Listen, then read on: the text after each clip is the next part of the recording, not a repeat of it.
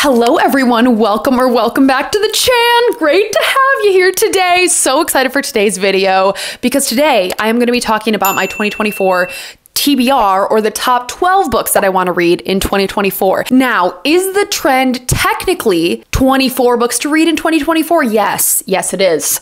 But 24 books would be over half of the books that I could typically read in a year. Like, I can usually only read like 30 to 40 books in a year, and 24 would be a majority of my reading year. So with that in mind, I was like, we need to scale back. We need to take a step back, and I cut it in half, and now it's 12. So I think that's a fair compromise in me putting out this video. Without further ado, let's just get into the books that I'm going to be talking about. Most of the stuff on this list is mostly backlist stuff that I've been meaning to get to for a while. There are a few new releases that I'm excited to read in 2024, but I didn't put them on here. This video, in my mind, just feels like more of a backlist video to me. That's just what it's going to be, okay? So we're going to be doing this in different categories. The first category, I am from Minnesota, but I don't speak like that. So first category I'm going to be talking about today is fantasy. I've split this video up into different genres of the ones that I'm interested in reading.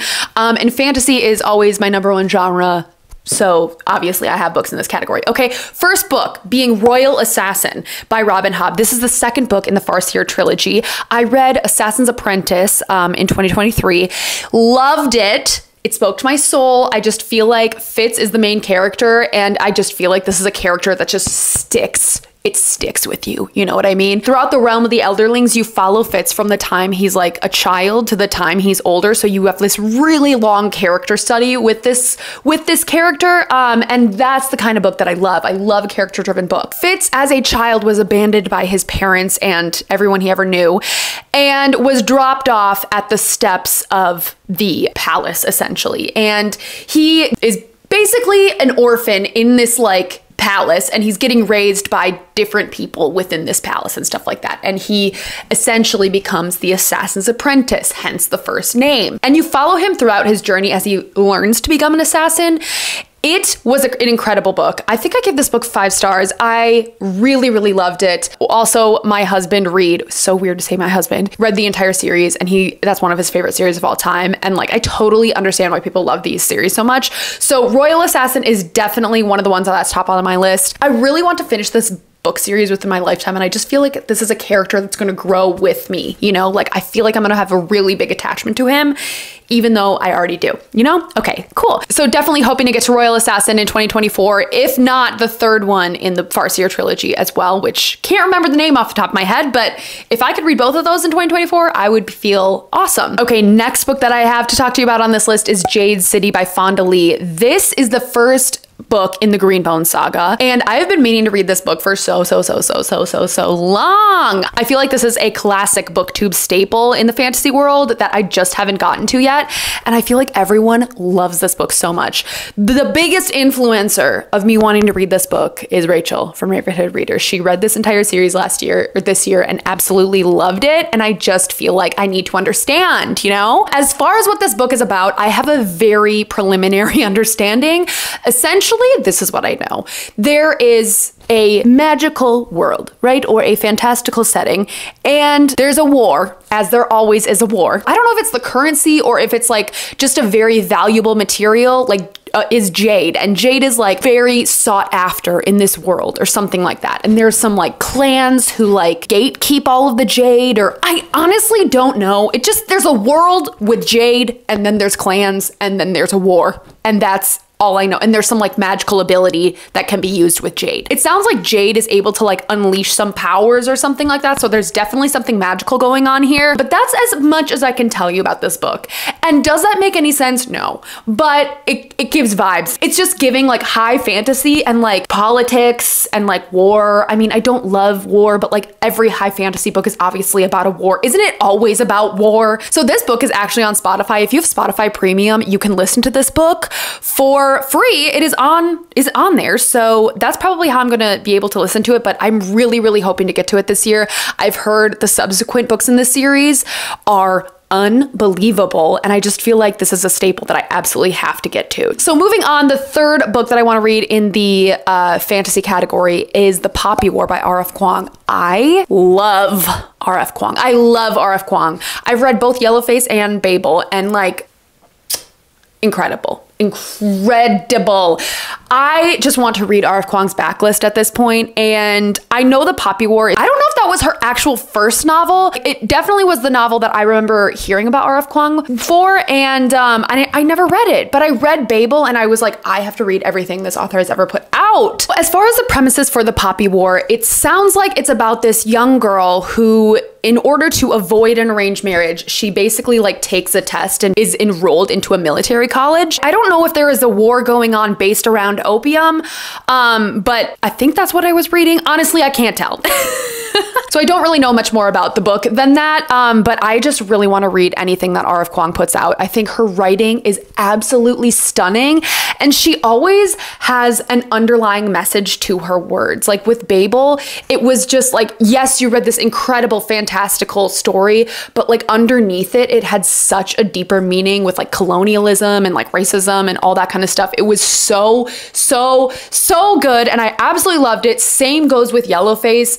Like, on the outside, you just think, oh, it's like this, like, you know, just contemporary fiction story. No, there's like this huge underlying message to it. She is in your face without like you realizing she's like super in your face. I mean, Yellowface was definitely way more in your face than I feel like Babel was. I don't know. I just love her writing. I feel like her writing just incredibly flows well, and I just want to read everything off her backlist. So I have The Poppy War on Kindle, really hoping to get to it this year. Next book I have on this list, and the last book in the fantasy category, is Rhythm of War by Brandon Sanderson. This is the fourth book and the fourth big, this is literally a dictionary book from the Stormlight Archives. So if you don't know what the Stormlight Archives is, I'm sorry, I have a hard time explaining this. This is Brandon Sanderson's big epic fantasy series, and essentially another war. Okay, we have more war going on. There's a war. There's a war between one kingdom and another kingdom type thing, but it's also set in this world where there's like multiple planets and like magic and stuff. It is so hard to explain, but essentially there's a big war, and it's just this massively expansive fantasy world that continues to get bigger and bigger and bigger, and just it is unbelievable what Brandon Sanderson's mind can come up with.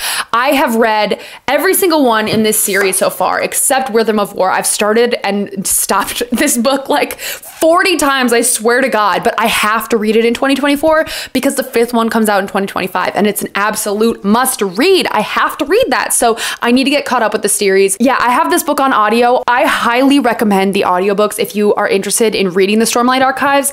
I have done both audio and physical or Kindle editions of all of them, and I feel like that's the way to go because it can just get really slow, and these books are extremely long, as you can see. The narrators for the audiobooks of the Stormlight Archives are incredible. There's two narrators, and they've done every single one of them. They do all these sorts of voices. It's just incredible. This is by far the most expansive, unbelievable fantasy world I've ever read, and I just want to keep continuing on with it because it blows my mind every time I read one of these books. They are so worth it, and if you're a high fantasy reader or just love fantasy in general, this is an absolute must-read series for you. Okay, moving on to the next category, and I feel like this one ties very much into the fantasy category as well. We are going on to the romantasy category. Yes, the fantasy romance. If you didn't watch my Fourth Wing vlog, you would not be aware that I have completely entered into my fantasy romance girly era. I have been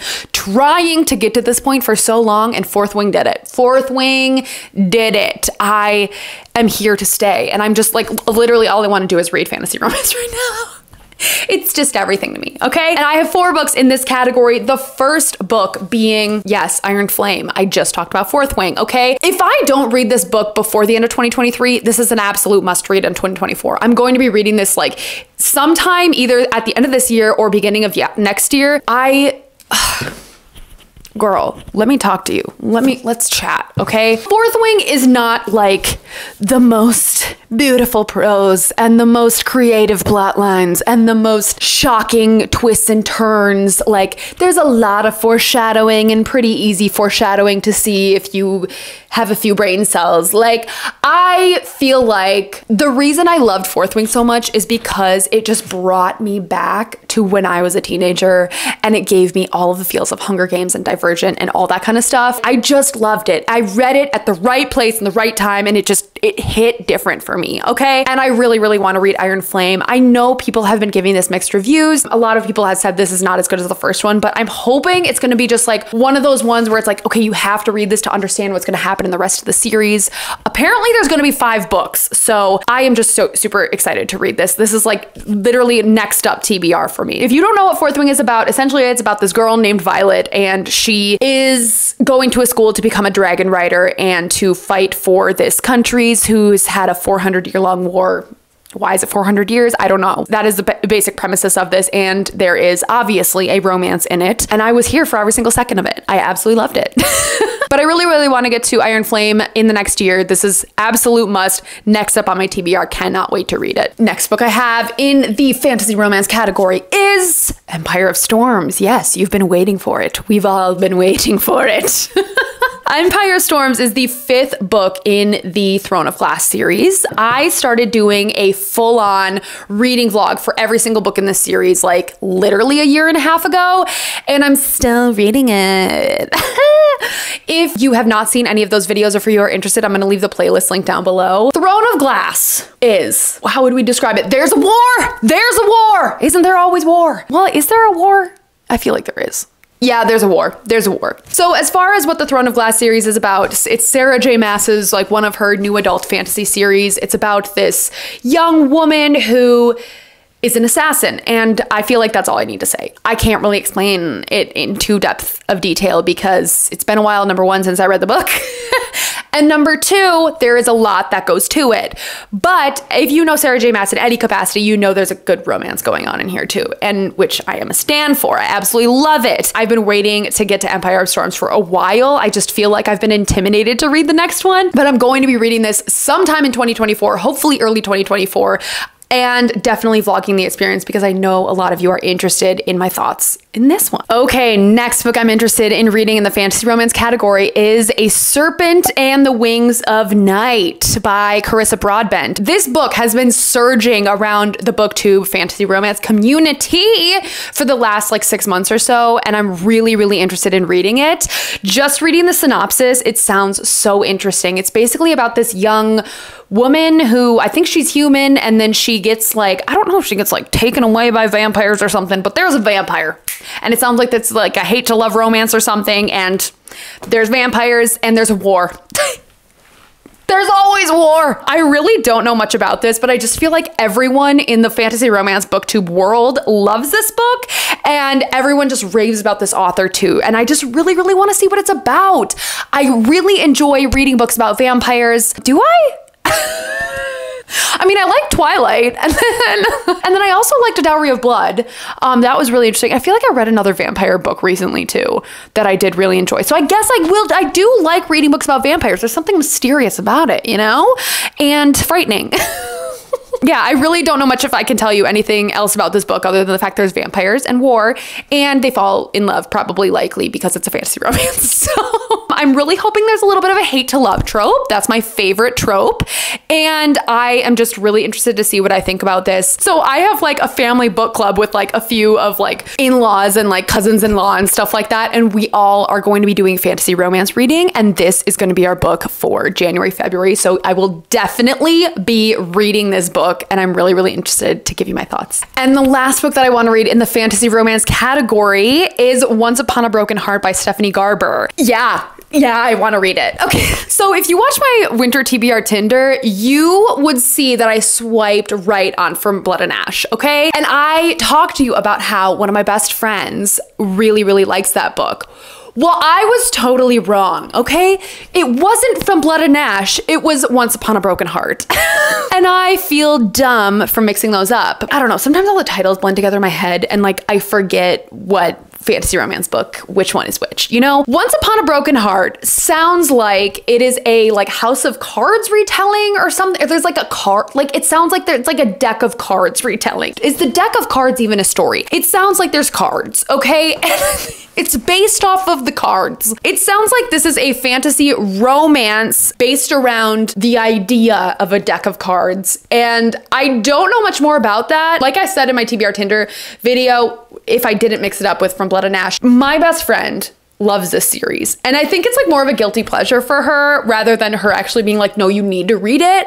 But like, I want to understand why she likes it so much. I want to get what is the hype behind this series. I feel like a lot of people have been really, really enjoying this book as well. Not only this book, but it's a series. I think the third one just came out and people have been really, really enjoying that. Also, I mean, I've never read anything about the cards before.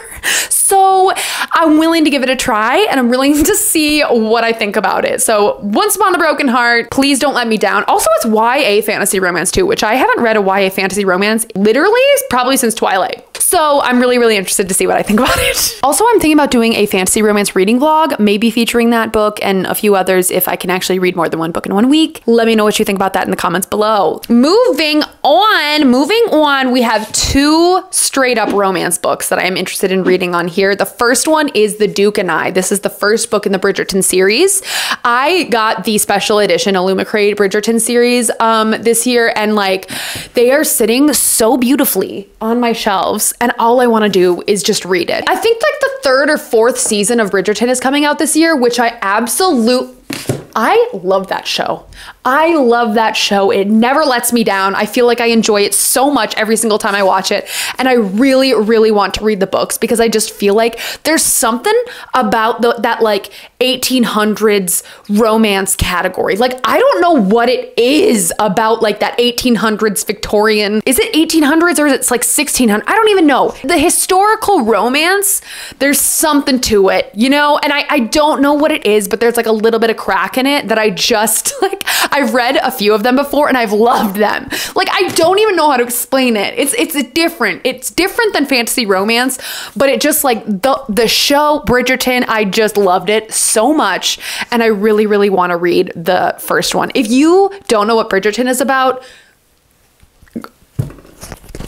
go watch the show. It's basically about a historical period romance set in like, I don't know, like 17 or 1800s in England, and like high society England with like viscounts and like dukes and stuff. And like, basically you're just following a romance between people in the high society of like London and England and stuff. Super interesting to my brain. And I don't know, there's something about them. There's something about them that it hits different, you know? And the other romance that I'm really interested in reading in 2024 is Yours Truly by Abby Jimenez. Hannah from Hannah's Recent Reads recommended this book to me and she actually sent me this copy. Thank you, Hannah. All I know is this is a straight up romance. Like, you can definitely see by the cover. They have the cute like little cartoon characters and like the fonts, you know, like you just know this is a romance book by looking at it. But what sold me on this is that I think there's a lot of mental health representation in like anxiety representation. And if you can't tell, I have anxiety. And I just feel like I love seeing mental health representation done well in a book, and Hannah really, really loved it and recommended it to me. This book has been sitting on my shelf since she sent it to me. Every time I see it, I'm like, I want to read it. I want to read it, you know? And I don't know much more about that other than there's great representation, like mental health representation. The main character is a doctor. So it's like healthcare too, which I normally don't like reading books about healthcare because like I want to keep work at work and like I don't even want to like think about work when I'm not at work, but like I would be interested because I feel like I can relate to this a lot, you know? I'm not a doctor, but I work in healthcare and that feels like I am seen. All right, now we are down to the last 2 books that I want to read in 2024. And the next one I'm going to talk about is Starsight by Brandon Sanderson. Yes, we have another Brandon Sanderson on here. I have been wanting to read this book for so long.